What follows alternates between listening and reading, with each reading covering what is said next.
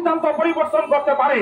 আর যারা দেশে 18 কোটি মানুষের সেবা প্রদান করেন তারা কেন পারবেন না? তারা চাইলে সরকার পরিবর্তন করে দিতে পারেন। প্রয়োজন বোধে আমরা ইন্টারনেট শাটডাউন করে দিব। যদি এটাও কাজ না হয়, আপনারা মনে রাখবেন, সরকারকে সঠিক সিদ্ধান্ত নেওয়ার জন্য, সুস্থ মস্তিষ্কে ফিরে আসার জন্য অনুরোধ জানাচ্ছি।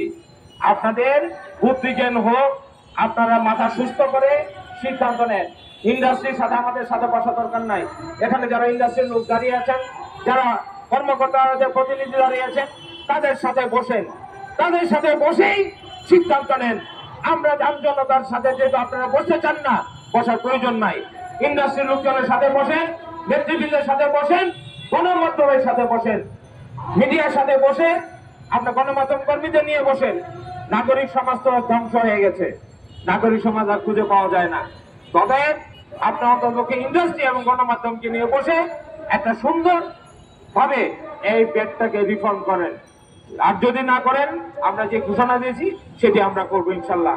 সবাইকে কষ্ট করে এই মানববন্ধন কর্মসূচিতে এসেছেন, তার জন্য অনেকে আন্তরিকভাবে ধন্যবাদ আমার সংগঠনের পক্ষ থেকে। আজকে এখানে অনেকে বক্তব্য দিয়েছেন, যারা অনুষ্ঠান করছে সবাইকে ধন্যবাদ জানিয়ে আজকের মানববন্ধন কর্মসূচি এখানে শেষ করছি।